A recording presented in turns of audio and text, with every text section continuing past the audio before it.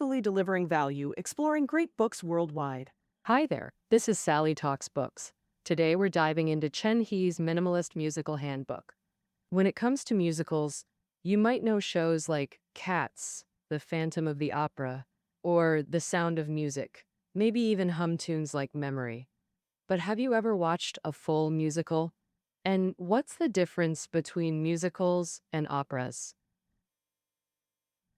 How do you evaluate a musical? Maybe many of you are shaking your heads.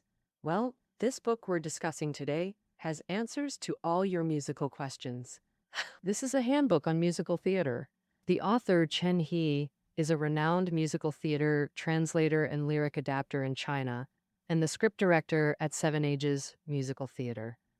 Simply put, his work involves translating foreign musicals into Chinese versions adapted to local language and cultural contexts. Cheng He has worked on lyric adaptations for many Broadway musicals, including the well-known Mamma Mia. His work features in Chinese adaptations like Cats, The Sound of Music, The Lion King, and Man of La Mancha. Cheng He's musical journey began during his middle school years. He shared that when first discovering musicals, he desperately wished for a comprehensive guidebook.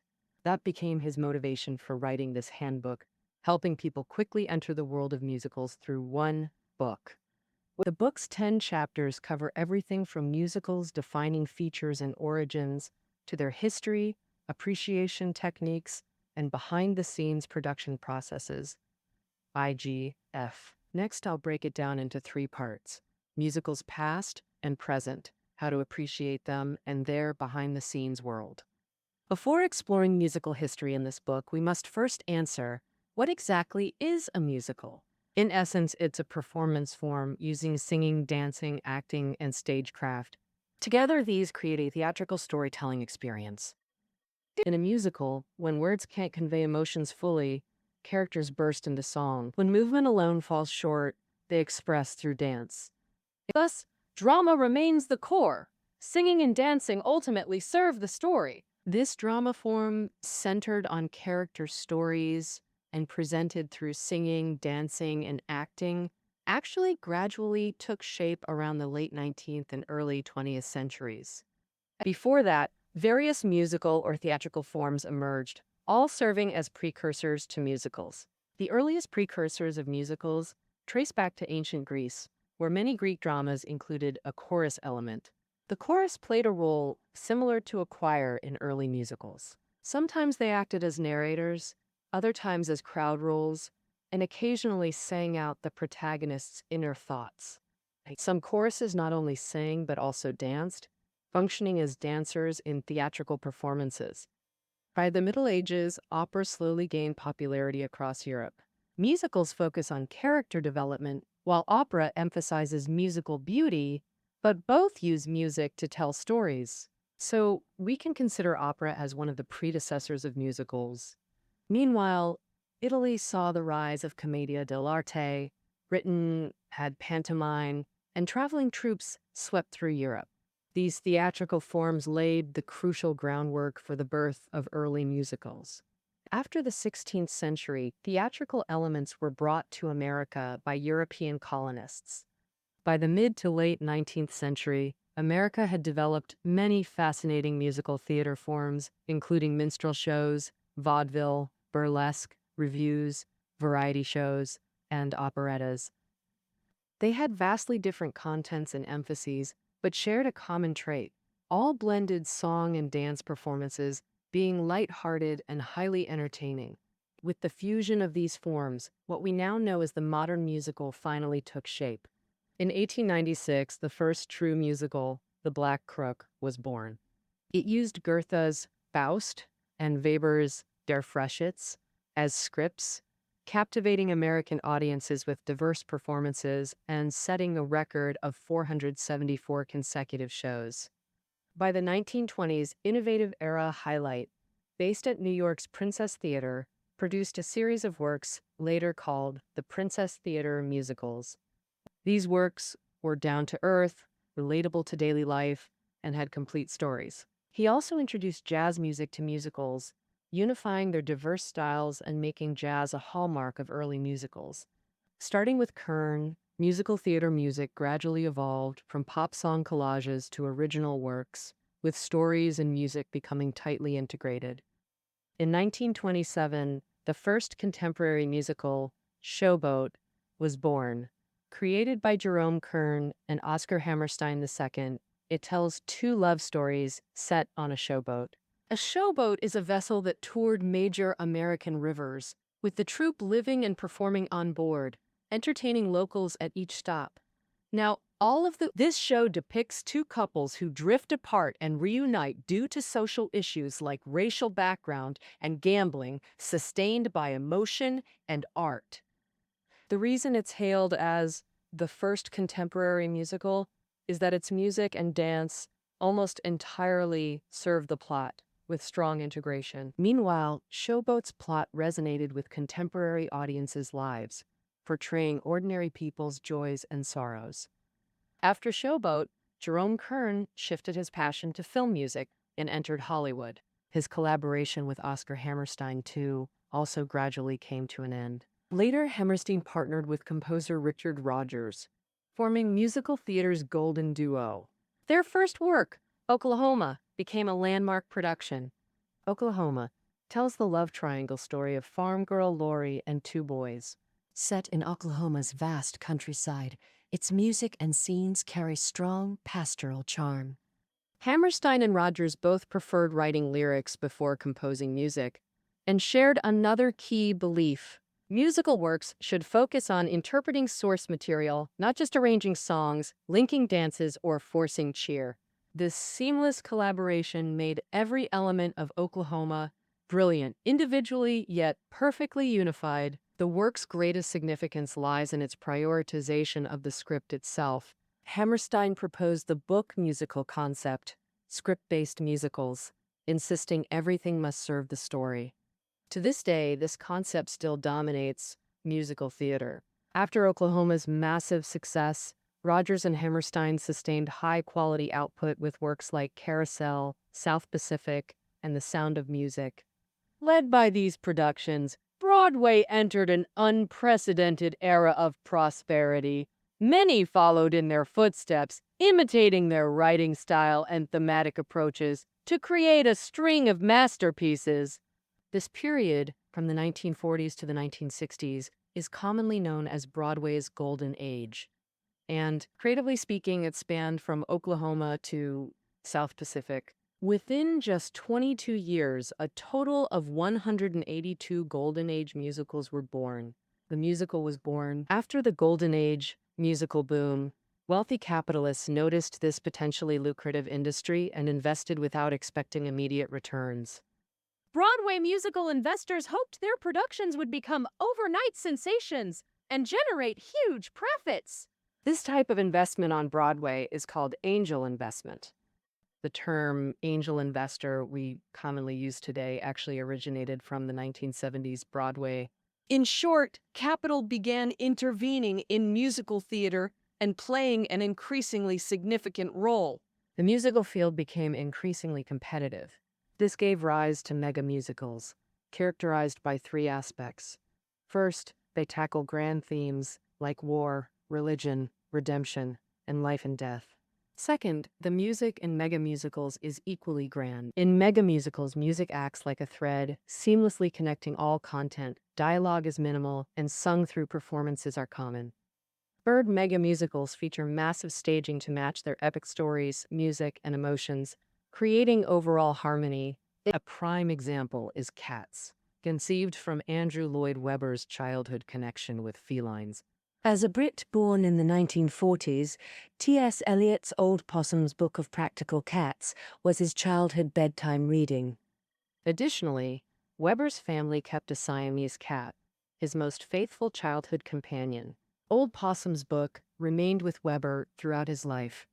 Later, during technical rehearsals for the musical Evita, whenever facing difficulties, Webber would recite passages of Macavity the Mystery Cat from Old Possum's book to calm himself down. In 1977, Webber officially started composing music for Old Possum's book, but to bring it to the stage, he had to resolve issues like copyright, investment, and script writing. This required a producer who could oversee everything. Fortunately, in 1980, through a friend's introduction, he met Cameron Mackintosh, who later became a Golden producer. And Mackintosh was from England. And After joining the Cats team as a producer, he first invited several key members from the Royal Shakespeare Company, forming an all-RSC creative team. the Royal Shakespeare Company is one of Britain's most prestigious theatre troupes, producing mostly Shakespearean plays and other serious orthodox works. For a commercial musical like Cats, it seemed too highbrow, but Mackintosh wanted exactly that prestige. He hoped to use the RSC's reputation to reassure the copyright holders, to dispel Valerie Elliott's doubts and entrust Old Possum's book to them. This move worked very effectively. Cats also pioneered in stage design. On the stage of Cats, oversized newspapers, discarded gasoline cans, torn rags, and other giant junk were piled up, filling the back and sides of the stage and extending into the audience area. When seated, audiences felt like they were in the Cats' junkyard playground, and front row viewers might even touch a piece of junk if they stretched their legs. In May 1981, Cats premiered and ran for a record-breaking 21 years in London, with 8,949 performances. In 1982, Cats hit Broadway, starting an 18-year run with 7,485 performances. Riding on the whirlwind of Cats, Mackintosh launched Les Miserables in 1985. Later, Les Miserables surpassed Cats to become the second longest-running musical in London's West End. It became the second longest-running musical after The Phantom of the Opera. Then in 1989, for Miss Saigon, Mackintosh put an actual helicopter on stage. It can be said to have reached the pinnacle of lavish stage design. Throughout the 1980s, Broadway musicals were dominated by Mackintosh and his mega musical productions. Mackintosh's huge commercial success in musicals also stirred another company's interest, Disney. In the 80s, Disney had invested in or co-produced Broadway shows, but unfortunately without standout success. Meanwhile, Disney's animated films were hitting their stride. In 1991, the animated film Beauty and the Beast won Oscars for Best Original Score and Best Original Song. Critic Frank Rich even called it the best musical score of 1991, which solidified Disney's resolve to adapt it into a stage musical. After its premiere, the Beauty and the Beast musical ran for 5,461 performances on Broadway, a remarkable achievement. Afterward, Disney tried adapting The Lion King, Tarzan, Ida, The Little Mermaid, and others with mixed results. It wasn't until 2011's Newsies that they scored another huge success. More recently, shows like Aladdin and Frozen have brought Disney back to Broadway's peak. Beyond Broadway and London's West End, musical theater's main hubs, musicals have developed uniquely worldwide. They flourished through both imports and original works. French musicals like Les Miserables, Notre Dame de Paris, Romeo and Juliet, and Mozart l'Opéra Rock are hot tickets. German musicals like Elizabeth, Tanz der Vampire, Mozart, and Rebecca are also beloved globally. South Korea has popular works like Fan Letter and Frankenstein. Japan pioneered 2.5D musicals adapted from anime, like The Prince of Tennis. China produced classics with Chinese stories, such as Jin Sha and Butterfly. That covers the history of musicals. Next up, part 2. How to appreciate musicals. Most often we watch musicals in theaters, so the first step is mastering theater etiquette. Typically, we arrive at the theater 30 to 20 minutes early. If your seat is near the center, arrive early to avoid making an entire row stand up for you. Also, photography and videography are prohibited during performances, even during curtain calls in many theaters. So please be mindful. Another crucial point, almost all theaters ban phone use during shows, even on silent, since screen glare and vibrations distract other audience members. Broadway legend Patti LuPone's famously confiscated an audience member's phone mid-performance when she spotted it during her exit scene. Once you've mastered theater etiquette, you're ready to appreciate musicals. Overall, musical appreciation involves three core components: book, hardware, and software. The book includes both textual and musical elements. The textual part conveys the story itself and its narrative approach. The musical component covers melodies, arrangements, and lyrics. Hardware refers to the stage's visual and auditory design. Visual design includes sets, art, lighting, costumes, plus specialties like projections, stage mechanisms, makeup, and props. Auditory design focuses on sound delivery. Technicians optimize equipment placement and settings to ensure clear music and dialogue. Software encompasses creative direction. The directors, choreographers, and music directors' arrangements. This includes the band's performance, actors acting, dancing and vocals, stage presence, essentially all human elements. Like evaluating a musical, analyze it through these three lenses.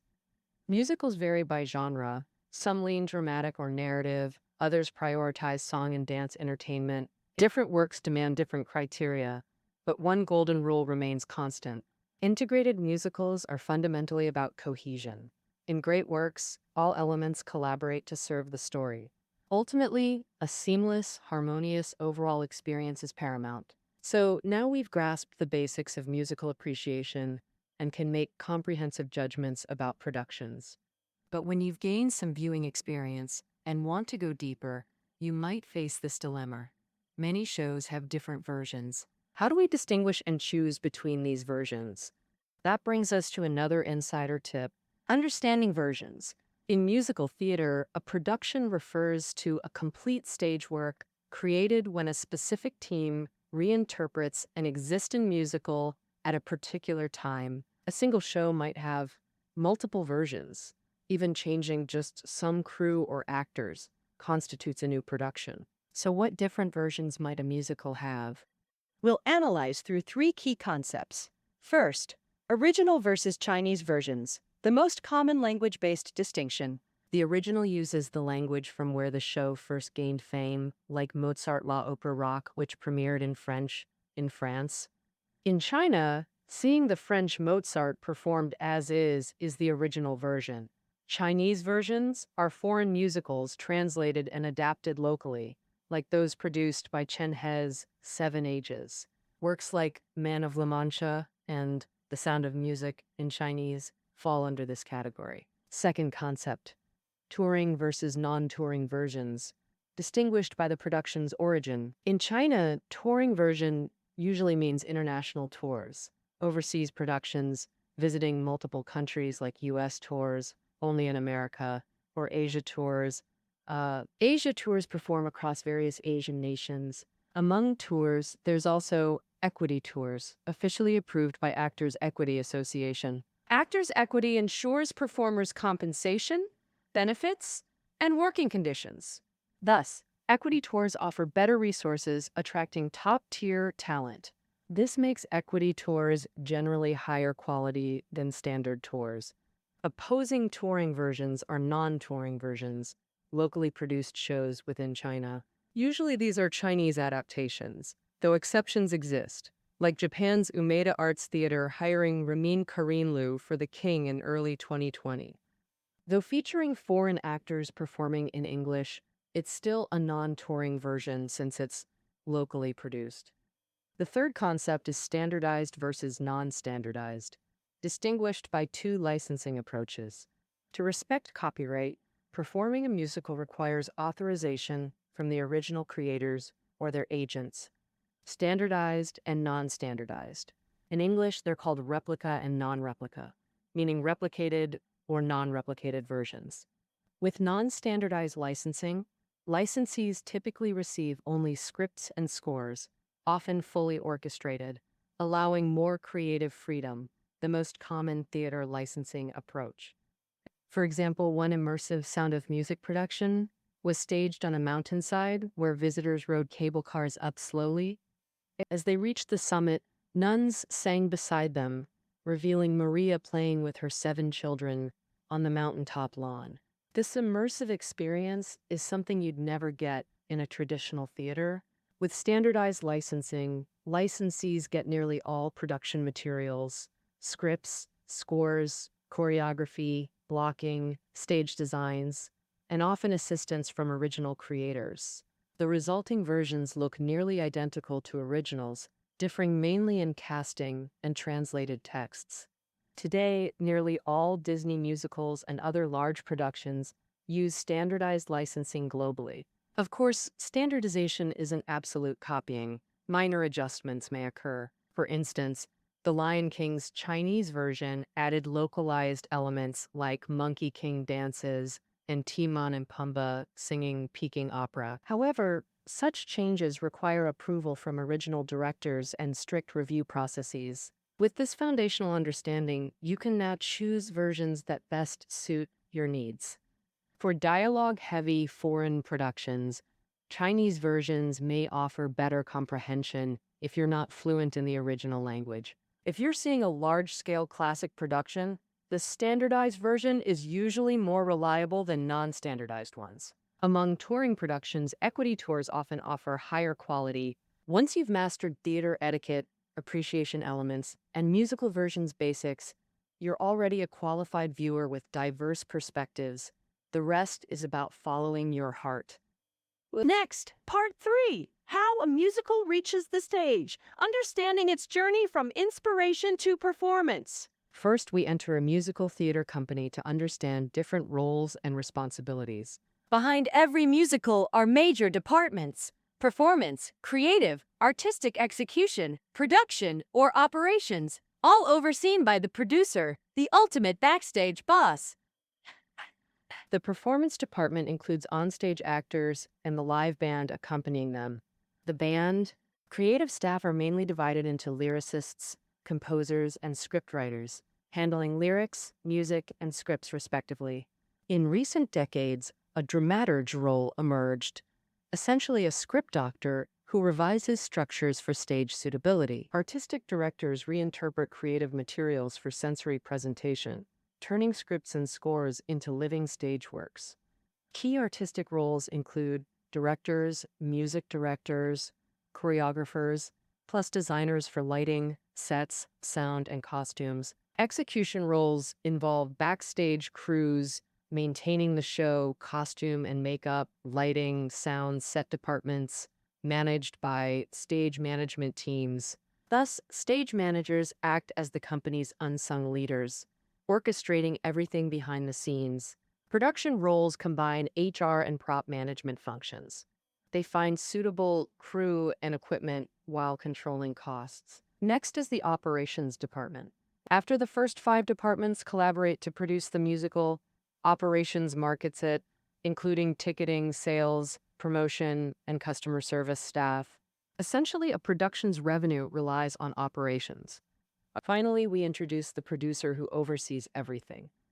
Producer Yang Jiamin summarized the role in 4 tasks: find shows, secure funding, attract audiences, and recruit the right team, from show selection to investment and distribution channels. DMM. Casting company members requires the producer's initiation and coordination. Thus, the producer is the musical team's absolute leader. After meeting these front backstage members, let's explore a musical's journey to the stage.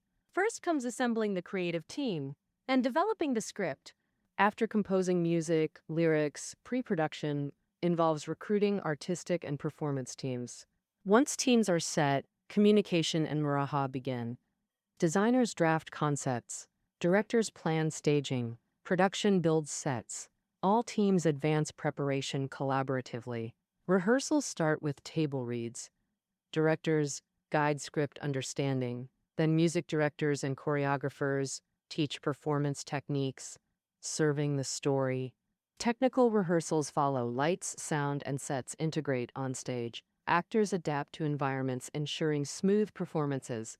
When all is ready, the show premieres. While we've covered essential pre-stage steps, not every great work reaches production. Many creators with excellent scripts stall due to funding. Incubation programs partially solve this. First, incubators publicly solicit scripts. Their experts provide revision notes to playwrights for promising submissions. And after revisions, playwrights pay minimal fees to showcase works at incubator venues. These showcases usually have bare-bones stage setups, mostly just actors reading scripts aloud. Since readings open to some audiences and critics, playwrights get diverse feedback to guide revisions, tweaking and re-showing casing repeatedly. After multiple refinements like this, the show gradually takes shape, and interested producers jump in. Next comes trial performances. After each, collect feedback and revise over and over. After several rounds, the show stabilizes. At this stage, if both author and producer feel ready, it can head to Broadway. Theater incubation gives all creators an equal shot to speak through their work, helping good pieces adapt to market demands faster without getting buried. Amid capital and blockbuster waves, incubation has birthed many gems. Later, widely known works emerged, like Rent, a fan favorite, and with that, the final part wraps up. So, have you gained a deeper understanding of musicals now? Of course, just knowing isn't enough. Only by stepping into a theater and diving into a work can you feel musicals' true magic. Cheng He also includes exclusive recommended show and book lists at the end, hoping you'll explore this dazzling, mysterious kingdom with him. All right, that concludes our interpretation of Cheng He's minimalist musical handbook. Listening notes are below the audio. Catch you next time.